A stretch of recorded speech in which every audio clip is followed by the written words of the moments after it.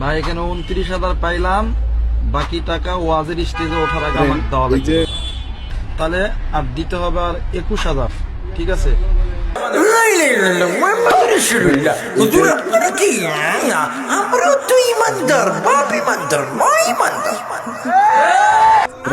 এই যে ভিডিওটা দেখলেন, হুজুরে 50,000 টাকা দিয়ে তাকে চুক্তি করলো এবং চুক্তির আগে তাকে 29,000 টাকা পাঠানো হয়েছে। সে 29,000 টাকা পাওয়ার সাথে সাথে বললো 29,000 টাকা পাইছি, আরো 21,000 টাকা স্টেজে ওঠার আগে দিতে হবে।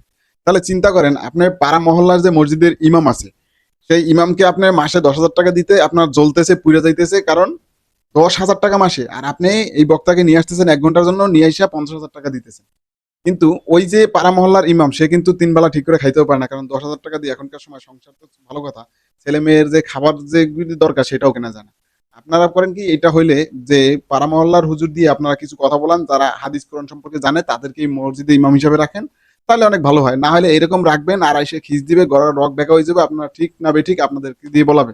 তাহলে মনে করেন, যদি ঠিক বেঠিক আপনাদেরই বলতে হয়, তাহলে হুজুর আসে কিসের জন্য? সে মাওলানা মুফতি হয়েছে কিসের জন্য? সেটা একবার ভাবা উচিত ছিল, যে মুফতি হয়ে কেন আপনি পাবলিকের কাছে, যে না জানে তার কাছে ঠিক বা বেঠিক বলে আপনি চিল্লাই উঠবেন। ভিডিওটা ভালো লাগলে একটা লাইক ও একটা কমেন্ট, একটা সাবস্ক্রাইব করে পাশে থাকবেন।